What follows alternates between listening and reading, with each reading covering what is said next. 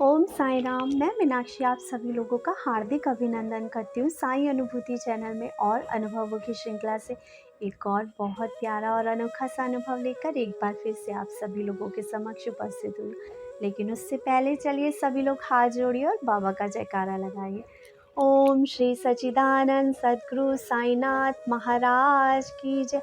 अनंत कोटि ब्रह्मांड नायक राजाधिराज योगी राज परम ब्रह्म गुरु श्री सच्चिदानंद सद्गुरु साईनाथ महाराज की जय। ओम साई राम। साथियों, आज जो अनुभव मैं आपको बताने जा रही हूँ उन साईं डिवोटी ने अपना नाम बताने के लिए मना किया है, इसलिए उन्हें साईं भक्त कहकर ही पुकारेंगे।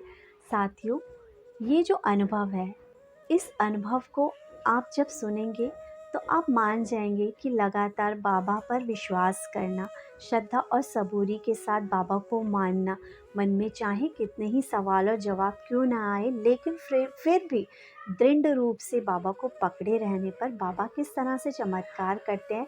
ज़िंदगी में दुख और परेशानियां तो आती हैं, लेकिन बाबा का नाम सिमरन और बाबा की भक्ति यदि सबूरी से की जाए तो बाबा उसका फल देते ही देते हैं। तो चलिए शुरू करते हैं अनुभव। आज से लगभग 11 महीने पहले या 10 महीने पहले मेरे पास एक फ़ोन आया। ये फ़ोन इसलिए आया था क्योंकि उस वक्त ये जो हमारी साईं डिवोटी है वो बहुत डिप्रेशन में थी। इनको बहुत एंग्जाइटी हो जाया करती थी और ये परेशान हो जाती थी। हर इंसान की लाइफ में कुछ ना कुछ ऐसे पल और ऐसे हिस्से ज़रूर होते हैं जो इंसान किसी से डिस्कस नहीं कर पाता, लेकिन इंसान के जीवन में कुछ गलतियां हो जाती है जिनको वो भूल नहीं पाता, और उसी वजह से जब वो उन्हें बार बार याद आती हैं तो इंसान इतना परेशान हो जाता है कि उनकी डेली लाइफ बहुत डिस्टर्ब हो जाती है। अब होता ये है कि जब मेरे से डिस्कशन होता है तो मैंने इनको सिर्फ यही बोला कि आप बस बाबा के नाम का सिमरन कीजिए। आपके मन में बाबा को लेके ये सवाल है कि कहीं मेरे साथ जो भी ये मुश्किल है, और लोग कहते हैं कि बाबा मुस्लिम हैं, कहीं ऐसा तो नहीं। ये कहती है मैं बाबा को मानती तो हूँ, लेकिन कभी कभी जब लोग ऐसी बातें कर देते हैं तो मन थोड़ा सा डिस्टर्ब हो जाता है कि कहीं मेरे साथ इसलिए ही तो कुछ अनहोनी नहीं हो रही क्योंकि मैं एक अदर कास्ट के भगवान को मानती हूँ। अब होता ये है कि मैंने इनको कहा कि आप बाबा को कितना मानते, तो वो कहती है पता है आपको, मेरे साथ बाबा ने एक अनुभव भी हुआ। ये कहते हैं कि एक बार मैं जब बाबा के मंदिर गई तो वहाँ पर एक बूढ़ी लेडी थी। उन्होंने मुझे अपने आप से खुद बुलाया और बुलाकर मुझे कहा कि ये लो नारियल और उदी। उन्होंने मुझे नारियल और उदी दी। ये कहती हैं कि उस नारियल और उदी को लेके ये थोड़ी सी डिस्टर्ब हुई क्योंकि जो नारियल इन्हें मिला था वो सूखा हुआ था। तब इन्होंने जब मुझे फ़ोन भी किया था तो इन्होंने मुझको यही बोला था कि दीदी, कि जो ये नारियल है ना वो सूखा हुआ है, सूखा हुआ नारियल तो मिलना अच्छा नहीं होता। तब मैंने इनको यही कहा था कि ये बाबा की महिमा है, और सबसे बड़ी बात है शिरडी से कोई अनजान व्यक्ति आपको यदि आकर उदी और ये प्रसाद दे रहा है तो इसमें कुछ ना कुछ अच्छा तो हो गई, क्योंकि बाबा के खेल तो अपने अलग ही होते हैं।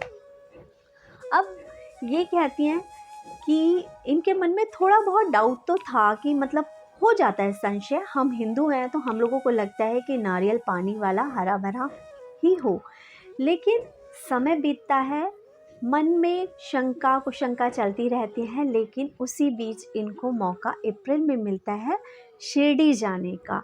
ये कहती हैं, और जब ये शिरडी गई थी उससे पहले इन्होंने मुझे बताया भी था कि दीदी हम ना शिरडी जाने वाले हैं। अपने 1-2 दिन पहले इन्होंने मुझे फ़ोन किया था, तब मैंने भी इनको कहा था कि बाबा से हमारे लिए भी प्रार्थना करना।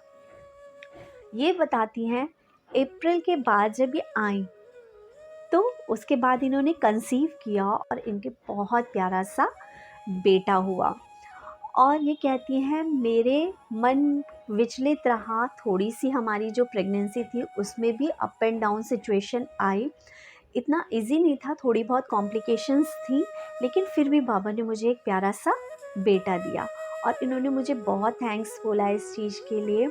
और ये चीज़ एक अनुभव मेरे लिए भी हुआ इनका साथ, क्यों ये मुझे अपना ये अनुभव शेयर करना चाहती थी। और मेरे मन में ही 2-3 दिन पहले ये इच्छा हुई कि मैं इनसे बात करूं, और तब मैंने इनको मैसेज ओम साई राम लिख के भेजा।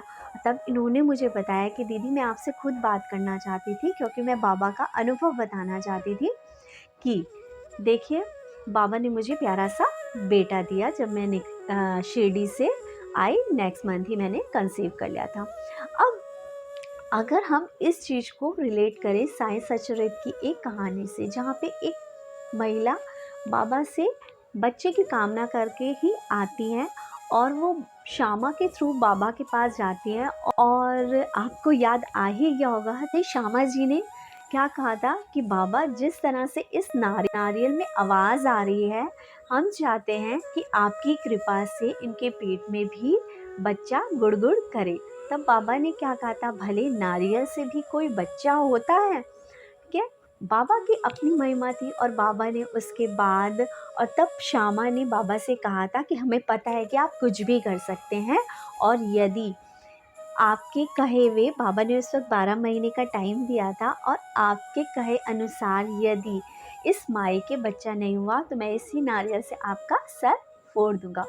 और तब बाबा के आशीर्वाद के अनुसार ही उन माई को बच्चा होता है।